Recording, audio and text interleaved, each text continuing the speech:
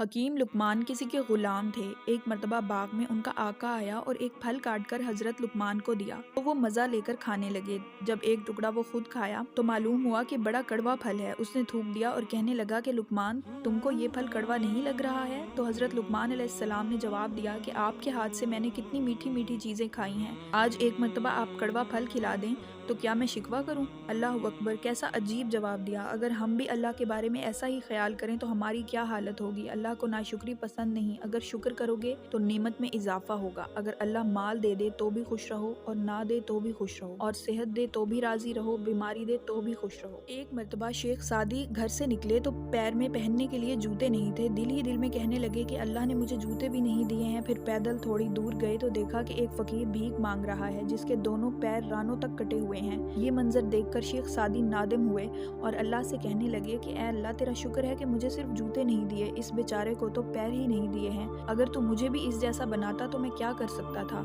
اللہ والے کہاں ملیں گے؟ بہت سے اللہ والے ہمارے بغل میں ہی رہتے ہیں مگر ہم ان کو نہیں پہچانتے، ہمارے ساتھ ہوتے ہیں ہم نہیں جانتے۔ آپ نے سنا ہوگا کہ شاہ جہان کا جب آخری وقت آیا تو ان کی اولاد میں ایک دارا شکوہ، دوسرے اورنگزیب تھے۔ دونوں حکومت چاہتے تھے۔ اورنگزیب نیک انسان تھے، وہ حکومت سے دین کو تقویت دینا چاہتے تھے۔ ایک مرتبہ دلی میں ایک بزرگ آئے، جب معلوم ہوا تو دعا کروانے پہلے دارا شکوہ گئے۔ بزرگ صاحب سے ملاقات کی، انہوں نے کہا میری گدی پر بیٹھ جاؤ، مگر دارا شکوہ نے انکار کر دیا۔ پھر جاتے وقت دارا شکوہ نے کہا حضرت دعا کیجئے کہ حکومت مل جائے۔ بزرگ کہنے لگے ہم نے تو اپنی گدی دینی چاہیے، آپ نے انکار کر دیا، اب حکومت نہیں ملے گی۔ وہ افسوس کرتے ہوئے چلے گئے۔ کچھ دیر بعد اورنگزیب آئے، بزرگ صاحب نے ان کو بھی گدی پر بیٹھنے کا حکم فرمایا۔ پہلے تو انکار کیا، پھر حکم ہوا تو بیٹھ گئے۔ پھر اورنگزیب نے بھی کہا دعا کیجئے کہ تخت و تاج مل جائے۔ انہوں نے کہا تخت پر تو ہم نے اللہ کے حکم سے بٹھا دیا مگر تاج میں نہیں دے سکتا، بلکہ تاج آپ کا غلام جو آپ کو روزانہ وضو کراتا ہے، وہ اگر آپ کے سر پر امامہ رکھ دے تو تاج بھی مل جائے گا۔ اورنگزیب نے تعجب سے کہا میرا غلام جو میری جوتیاں سیدھی کرتا ہے،